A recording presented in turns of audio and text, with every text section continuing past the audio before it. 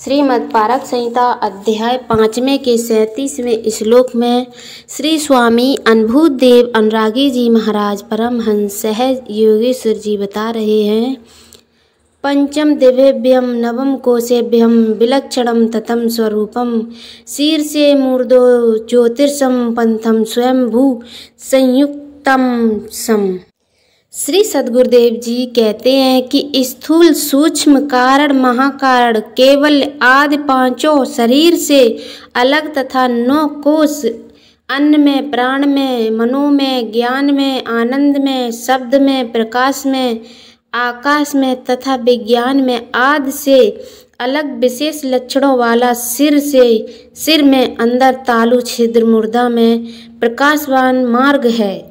उसमें प्रवेश कर उस स्वयं उत्पन्न होने वाला तथा सदा साथ रहने वाला परमात्मा है उसे जान लेता है तथा स्वयं को भी परमात्मा जानता हुआ सबका दृष्टा बन कर चर अचर सृष्टि को देखता है और अपने को चर अचर सृष्टि में व्यापक जानता है। वह परमात्मा के स्वरूप को जानता है। और 38वें श्लोक में बताया है, सतम चिंतम आनंद ब्रह्मकूटस्य स्वयं ज्योतिष साक्षी दृष्टाम केवलम उपदृष्टम पुरुष विधेयकम। श्री गुरु महाराज जी कहते हैं कि जो कुटस्थ हृदय में स्वयं प्रकाशित चैतन्य पुरुष है वह सच्चिदानंद ब्रह्म ही है। वही पुरुष सबका साक्षी तथा सबका दृष्टा है। उसका उपद्रष्टा जीवात्मा विशेष देह को प्राप्त हो जानता हुआ प्राप्त कर लेता है तथा फिर वह भी सबका साक्षी एवं दृष्टा होकर देखता है। वह परमात्मा का ही स्वरूप है। सम दम उपराम तितिक्षम श्रद्धम सठ समाधनम साधना निर्बंध जायते योगनम सम ततम दवम। गुरुदेव भगवान कहते हैं कि श्रद्धा पूर्वक जो सम दम उपरत तितिक्षा आदि जिनको पहले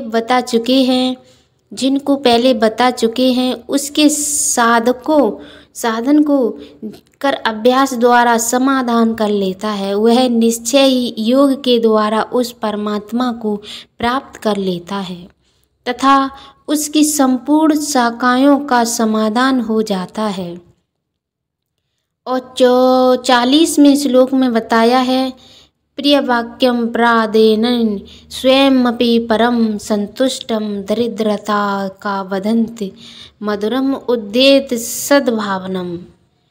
मधुर वाणी वाले युक्त को गुरुदेव भगवान दीनबंधु समझाते हुए कहते हैं, साधक को समझा रहे हैं कि प्रिय और मधुर वचनों के बोलने में कोई गरीबी नहीं आ जाती है। ऐसा बोलने वाला साधक भी स्वयं प्रसन्नचित्त रहता है तथा दूसरे लोग भी उससे संतुष्ट रहते हैं।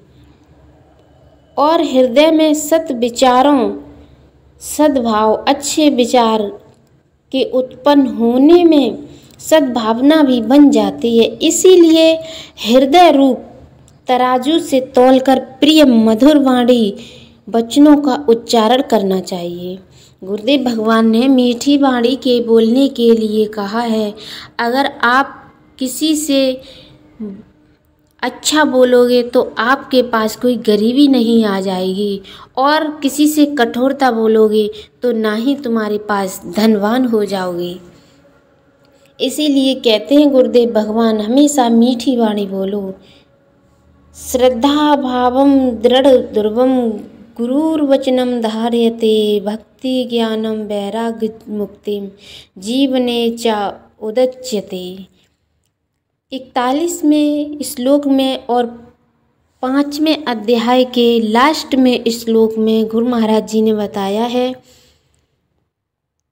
कि श्रद्धा भाव दृढ़ विश्वास रखकर निश्चयात्मक बुद्धि से गुरु महाराज जी के अमृत वचनों को हृदय में धारण करता है, उसके जीवन में ही भक्ति ज्ञान वैराग्य और मुक्ति उत्पन्न होती है।